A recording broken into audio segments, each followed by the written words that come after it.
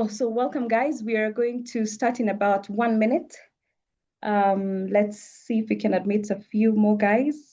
In a minute's time, we should be started.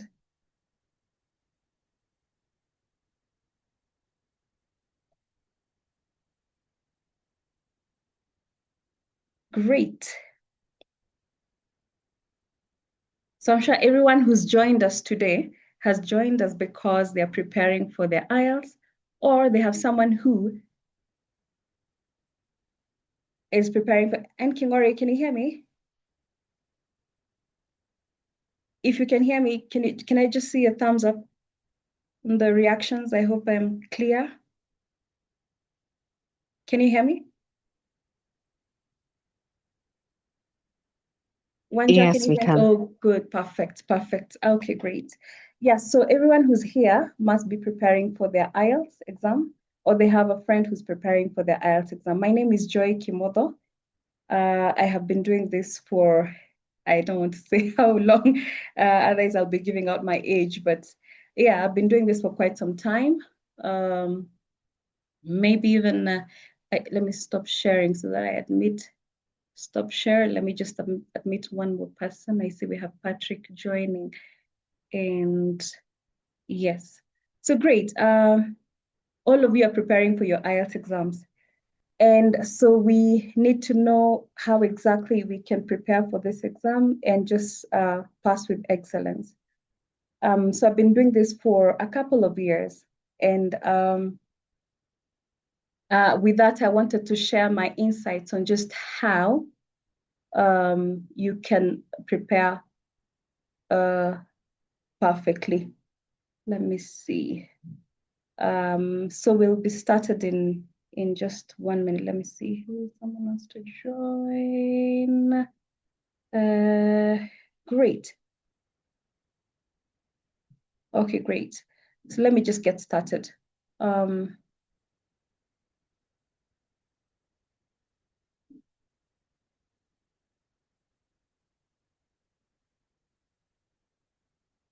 Also, let me know if you can see my slides. I just want to start from the beginning.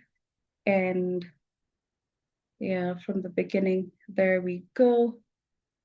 So that's me there. Joy Kimoda, that's my contact. And this is what I offer. I guide students on their different career paths and parents as well, because they want to make the right and informed decisions on their children's future. And yes, I've been preparing students for SATs, IELTS, TOEFL, PTE. I've been preparing students for IGCSE and A levels for over 18 years now. And I also help students with persuasive speeches and their personal statements, and also with public speaking. And these are my certifications. I have a master's in communications from Daystar University and a degree from KU, education degree, and a couple of other certificates, safeguarding, leadership, and caring for overseas. So what is IELTS? Let's begin. IELTS refers to the International English Language Testing System. Yeah, International uh, English Language Testing System. And so for you to prepare for IELTS, you need to know the 4 skills that are going to be tested. Remember, this is not your normal English exam, because they will be testing, you'll actually sit for 4 English exams. So you will sit for the listening one, speaking, reading, and writing. And there's a reason why they actually go in that order. So if we think about it, a child first learns how to listen, and then they learn how to speak, then they learn how to read, and they learn how to write. So listening is receptive. You're receiving information. What does that mean? That you're going to be very, very keen on what you're listening to.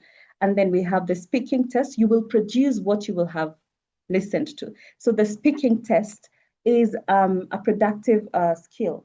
Then we have the reading, which definitely will be receptive. And then we have the writing, which is productive. So what you read is very important, because that is exactly what you're going to present in your writing. Okay. What you also listen to is also very important, because it's going to be tested in the way you speak. And that's the reason why for some children, what they produce is what they hear from the nannies, the model they hear from the parents and all that. So listening, speaking, reading, and writing. Very important also for us to know that the listening test takes 30 minutes. 30 minutes, you'll be answering 40 questions. Then we have the speaking test, which takes 11 to 14 minutes. Yeah, 11 to 14 minutes. Then we have the reading test, which is an hour, that's 60 minutes. Then we have the writing test. The writing test is also will also be tested in 1 hour or 60 minutes. So it's important for you to just have that in mind, which means we are working with around 2.5 hours. Yeah, precisely. Um, uh, when you're sitting for your IELTS exam, you'll be seated for about 2.5 hours. So how to pass IELTS? We say input influences output. And in this, I want to talk about the reasons why what you listen to, what you watch, what you hear, yeah, what you read actually influences the way you do your IELTS. I've been teaching this for quite some time, and I've had doctors telling me that that they've failed IELTS for like 6 times, and they're wondering why, because they have a master's in their profession.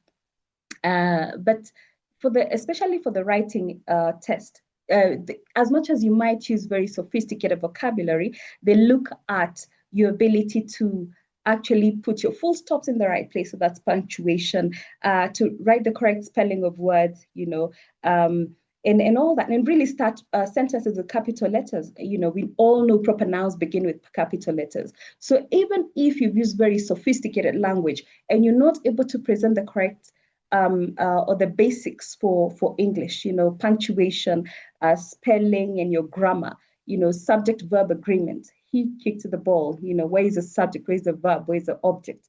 If you're not able to do that, as much as you've used very sophisticated vocabulary, you might not do well in your writing exam.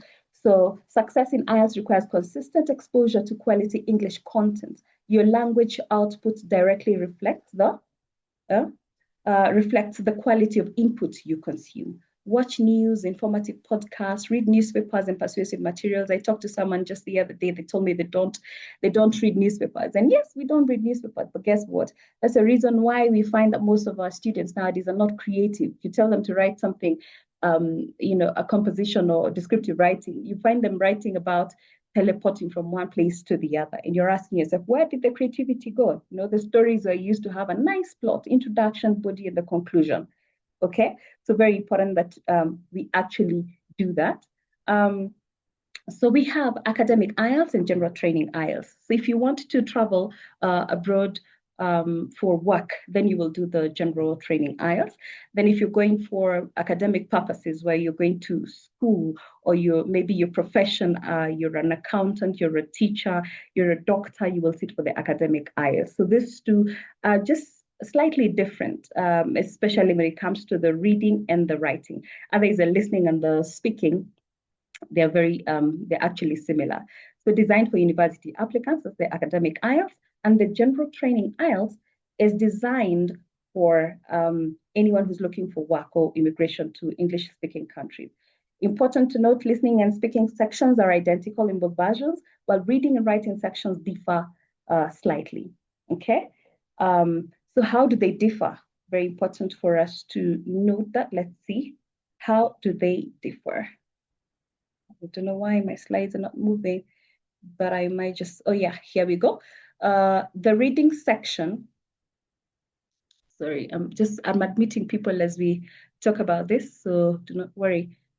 Good. So the reading section differences. In the IELTS general training reading test, you will be presented with passages from brochures and advertisements rather than magazines or newspapers. So here, they're easier, let's say, if we may call it that, brochures, advertisements, notices, guides, and all that.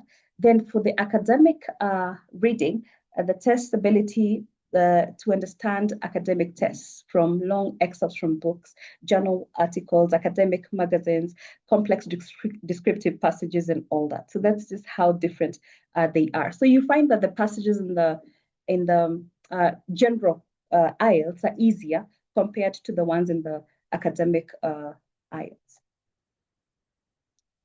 Again, trying to move my slide. It should be moving. Let me see. Good. Okay, perfect. Um, Here we go. Sorry. I need to go back. The writing section differences. For the writing section, you find they're actually very different because for the academic IELTS, for task one, you'll be presented with a graph and you're told to interpret the information in that graph. Or you're presented with maybe a diagram, yeah, and you're meant to talk about or actually just summarize that in about 150 words. So it's 150 words for task one. Either it's a graph, it's a pie chart, and what you can do here, at your first sentence in the writing test, your first sentence, you can actually get your first sentence from the prompt given.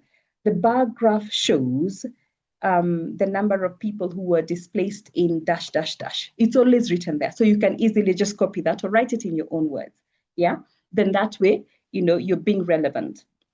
And then you carry on and start doing sorry, I'm just submitting. You carry on and start doing your analysis or your summary, sort of. But remember, it's in 150 words, okay? Then for the IELTS General Task 1 for writing, you'll be writing a letter. Either you're writing an informal letter or a formal letter. We all know what a formal letter is, what an informal letter is. Yeah. So again, very important that you know that. But it's very important also for you to follow the instructions. Remember, if you're writing 150 words, so if it's 150 words, how do you send your message and ensure that you're sticking to the word count? You can exit with about 10 words, and normally they tell you spend 20 minutes on this section. Why? Because if it's a 1 hour test, then you'll have 20 minutes for task one, writing, and then you'll have 40 minutes for task two, writing. So again, ensure that you follow the instructions. By the way, for the letter, they've told you, there are 3 bullets, talk about where you met, if it's maybe your friend or whatever, talk about what impact they had on you and all that. So if there are 3 bullets, what you can do for the IELTS General is to ensure that each of those bullets is a paragraph on its own. Yeah, it's a paragraph on its own so that you have captured everything that is required of you to capture in that prompt. So IELTS academics, interpreting information from graphs, diagrams, and all that. By the way, remember, if it's a pie chart, say the information presented in the pie chart shows. If it's a bar graph, the information presented in the bar graph shows. If it's a line graph, the information presented in the line graph shows. So just be very clear on those ones, and definitely you will do well. So again, that's for IELTS writing task 1. Task 2 is the same for both of them. In task 2, you're writing an essay. Okay, you're writing an essay, and in that essay, you're required. And I know all of us know how to persuade. By the way, the same thing as happens even when you're writing a letter. You're required to persuade. So it's important for you to learn persuasive techniques or persuasive devices. And in this light, like we said, you become what you watch, what you listen to, and all that. So you want to watch persuasive speeches like Martin Luther's I Have a Dream. You want to watch persuasive speeches like Danger of a Single Story by Chimamanda, and many other speeches, that are persuasive. They use persuasive techniques. So task 2, both versions, write a persuasive essay responding to an argument, problem, or point of view in at least 250 words. So that's the difference between task 1 and task 2. Task 2 is 250 words. By the way, here, again, you want to ensure that you're able to, we'll say, follow the instructions, use persuasive devices, but also be within the word count. So if you're doing the if you're doing the computer-based IELTS, then you check out how many words you type in a page. If you're doing the paper-based IELTS, then you need to have written and seen in an A4 page, how many words do I write in an A4 page, just to establish that, I'm able to write 250 words in this, because some of them, maybe someone has very big handwriting, someone has very small handwriting. So again, it's important that you actually practice to do that. Okay, good. And then, so sorry, some people are joining. quite late. But even as we do that, no pressure because, yeah, they'll still follow. Now, I must know, what must you know if you're preparing for your IELTS? Anyone who's preparing for their IELTS today or tomorrow or next month or whatever, they must know number one, the 9 parts of speech. They must know their persuasive language. They must know figurative language. They must know their point, evidence, and explanation. Okay. Yeah, point, evidence, and explanation. What are the 9 parts of speech? Uh, what are the 9 parts of speech? Nouns, verbs, pronouns. And why is it important that you know those ones, guys? It's important that you know your 9 parts of speech because adjectives are very important. Adverbs are very important. Yeah. Uh, because I mean, for adverbs, you're describing a verb, adjectives, you're describing a noun and all that. So again, what happens in the speaking test, you will find that you're required to probably maybe describe a leader who's famous and someone maybe you look up to. So you need to be able to use your adjectives to describe them. And better still, if you can actually use three, you know, three adjectives to describe that leader.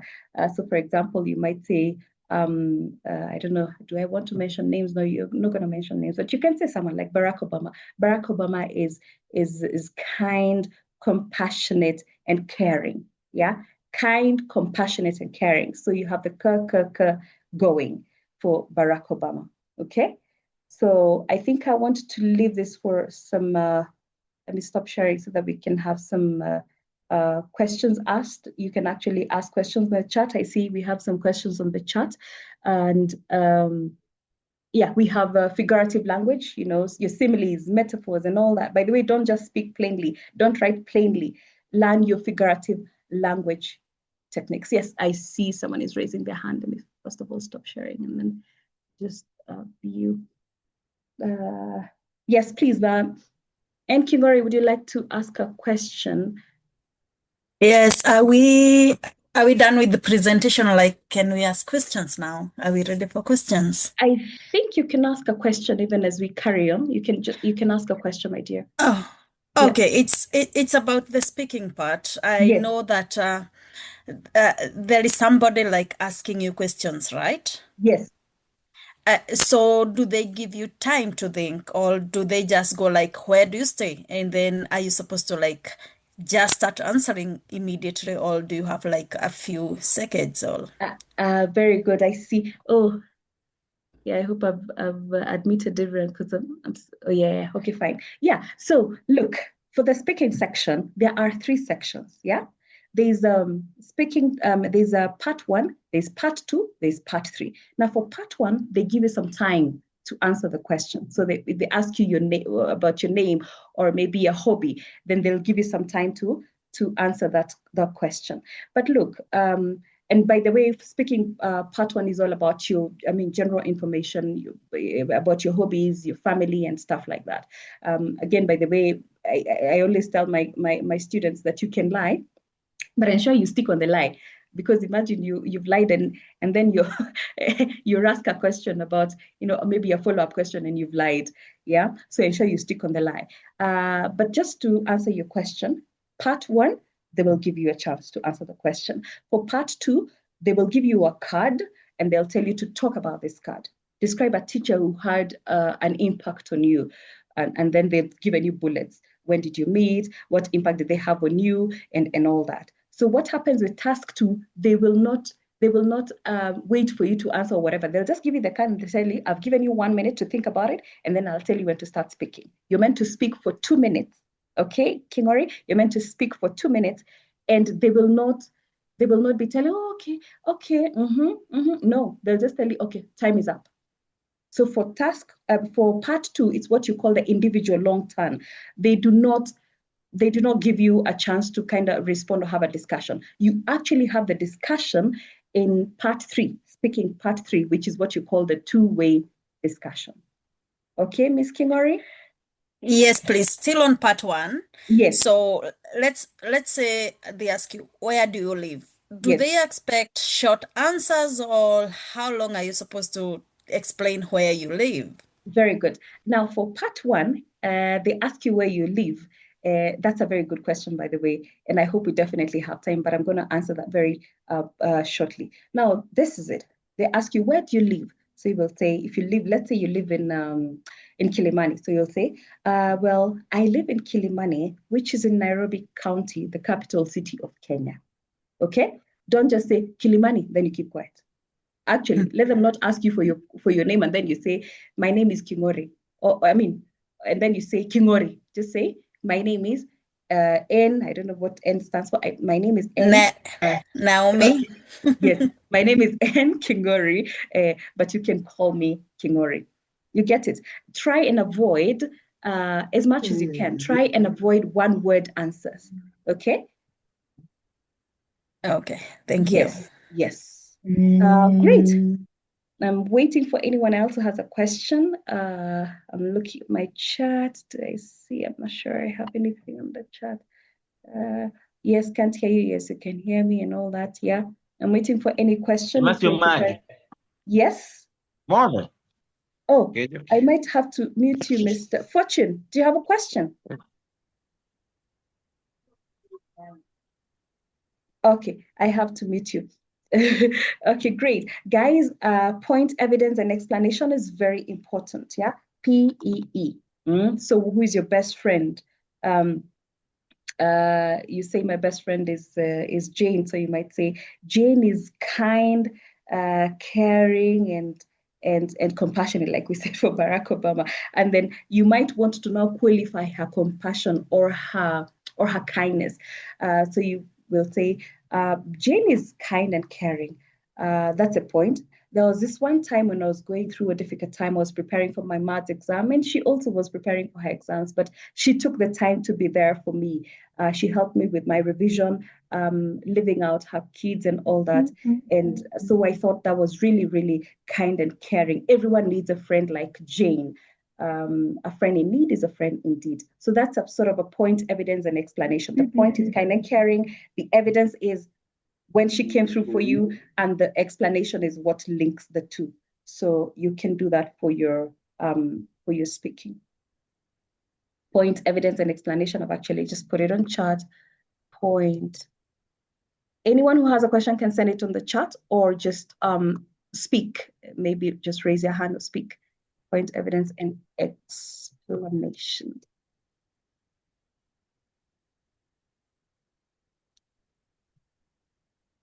Okay, great.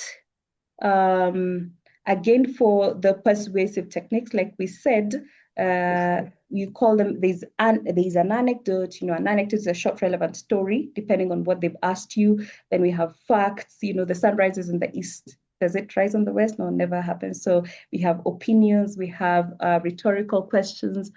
I'm admitting Jean, yes. We have repetition. You can find all those in this kind of speeches that you guys are going to be listening to. Watch persuasive speeches, listen to them, and that will go a mighty long way. So we have emotive language. By the way, if you do not have emotive language for your IELTS writing task 2, if you don't have emotive language, and the speaking test, by the way, if you don't have emotive language, you're not persuading anyone about anything. Okay? So you need to be able to appeal to people's emotions. And how do you do that? Watch and listen to persuasive speeches, watch the news, we hear them reporting what happens in the northeastern parts of Kenya. And there's a way they would say these children are poor, they're starving, and they're orphans, that appeals to your emotions. Yeah. So again, ensure that you're able to use those ones in your writing task 2 and also in the speaking test. And so I've been waiting for questions, but in case you have any questions, explain a little bit about the reading test, Madam. Okay, fine. For the reading test, you have 3 passages you're going to be reading. There are 40 questions to answer. For the reading test, again, ensure that you skim. First of all, skim, then read the questions, then you can scan, look for the information from the text, and you can actually just use a highlighter. But mostly for the reading test is to practice. If the information is not there, please just say not given. We have true, false, and not given questions. Yeah, not given responses. So if the information is not given, uh, just just say not given. Can I give an example in a very short time? I'll say Stephen has been working in Qatar for 10 years. And then the question is, Stephen was working in Qatar as a security guard. What's the answer? Yes. Not given. Yes, not given because, We have been not been told, even though we have been told how long he has been working in Qatar, we have not been told the position he has been working on. perfect, perfect. And that's just exactly how to respond, really. Yeah, if it's not given, it's not given. If it's true, just say true. Okay. And then again, if it's false, normally for the false ones, they're actually very, very direct and very clear. Um, so that's it. I'm waiting for any other question. I saw, yeah, but the reading test. I Yes, still now me here again. I that's think fine. well, I wanted to know more about IELTS. To be honest, I have not registered for an exam yet. Okay. I want to prepare in a way that I'll be more confident to even register when it comes to my summer holiday in June. Yes, yes. I I am kind of these people who are usually for have exam phobia. Oh, S- you know how you attack that is you prepare. Mm? You Exactly. prepare. Yes. Exactly. That's why I want to prepare before I even try to register. So Yes, my prepare because mm, it would be so stressful for you to actually repeat the test. Again, actually, it's not about the money that you pay. It's about you repeating, exact mentally. It's really, exactly. yeah, it can be quite frustrating. So preparing is just you doing a couple of many reading tests, many listening tests. Then speaking, you can even record yourself watching yourself in the mirror, and even just put on your audio. Just try and see if you are able to speak fluently and all that. Yeah, because confidence is key, especially for the speaking test. So just ensure you prepare as much as you can. Also for the writing, you can look for someone who's going to assess your writing, okay? Now, my biggest question is Yes. how do I get like a mock test like with all the pieces? Because online I only get like small pieces of listening, small pieces of writing. Yeah, and that's How, exactly why we're having this, by the way, because okay. I do that. I prepare students for this. But we also Okay. have many other places where you can find help. Yeah, but I do prepare. I normally hold exams. I have exams for my students before they get to sit for the actual exam at the British Council. Yes, but it's important for you to actually maybe just work with a tutor for you to be fully, fully prepared. Okay? Okay. Thank Yes, you so much. yes.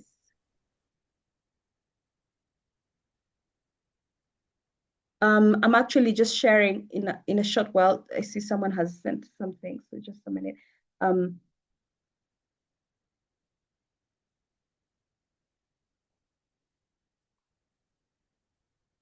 so there's a way you can find me on TikTok. It's there. I think I'm just sharing it there. Let me just see. Yes, it's ajoy.kimodo1 and YouTube is Joy Kimodo. And on Facebook, I am Joy Kim hyphen English tutor. You're gonna find me there if you need any assistance. And my email is mburajoy@gmail.com. So let me just see. There's someone here who says, explain a little bit about the reading test. I think that's all we have. Looks like everyone here is very much prepared. Yeah. Uh-huh. And you're about to put this to a close. And you can find me on Instagram. It's Joyce underscore Kimodo underscore one. Joyce underscore Kimodo underscore one. And I'm going to help you prepare. Okay. I'm waiting. Faith, Masharia, Mercy, HP, Simon, Yandika, I'm waiting for your questions as you prepare for your IELTS exams. So the best band score you all know is a band 9. Yeah, band 9. And it's very possible. 2 months ago I taught someone who, John, I'm sure he's here, but he's already achieved his objective. But John got an 8.5, and that was just amazing, breathtaking because yeah, so you really need to be dedicated. I prepared him for a month. He got a band 8.5, and so many other people have been able to, to achieve their goals. Do you mind sharing the cost of helping with preparation, or is it a private? Just talk to me. Talk to me. I think my contact, I think I had shared that. Let me just see. I think I had shared that on the last slide, or maybe the first one. Let me just see. Um, yeah, so you can always talk to me about that, and then I'm going to help you. I normally hold virtual classes online, and also there you go. Wait a minute. That should be, I think it's being shared on the screen. It's 0722 there. That's me. You can send me an email, murajoy@gmail.com. So I have virtual classes and I have physical classes, which I hold at Ikigai. That's Lower Kabete. Yeah, so physical classes are charged different uh, because, yeah, but then virtual classes, I think virtual classes normally I hold them in the morning, very early in the morning, 5:30 in the morning, or 5:30 in the evening, depending. So that's my number. Anyone who wants to talk to me, they can talk to me there. Okay. Yes. So about the charges, we'll talk about that later. Miss Bilha. How long does it take for one to be ready? 1 month is good. Yes. And Kingori, hi. Yeah, yes. 1 month is, yes, great. 1 month is enough for you to actually prepare.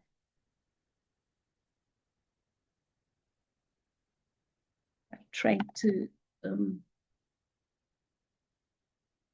sorry. Is it just comprised of grammar mainly? Simon, we just spoke about this. By the way, we said we have listening, speaking, reading, and writing. So it's not just about grammar. It's about your confidence in the speaking test, how fluent you are, your ability to persuade, persuasive devices. And we just said it's, the acronym is actually a forest. Anecdotes, facts, opinions, rhetorical questions. You're able to use those. And most importantly, is for you to use emotive language. Yeah, emotive language is very important for you to be able to persuade. So it's not about, yes. Bye everyone and all the best. And King Ori, thank you. Is just comprised of grammar? Yes. And I think I want to leave all of you guys and wish you the very best as you prepare for your IELTS exam. All the best. Cheers. Okay, I'm gonna end this. You can leave at your own pleasure. Bye-bye.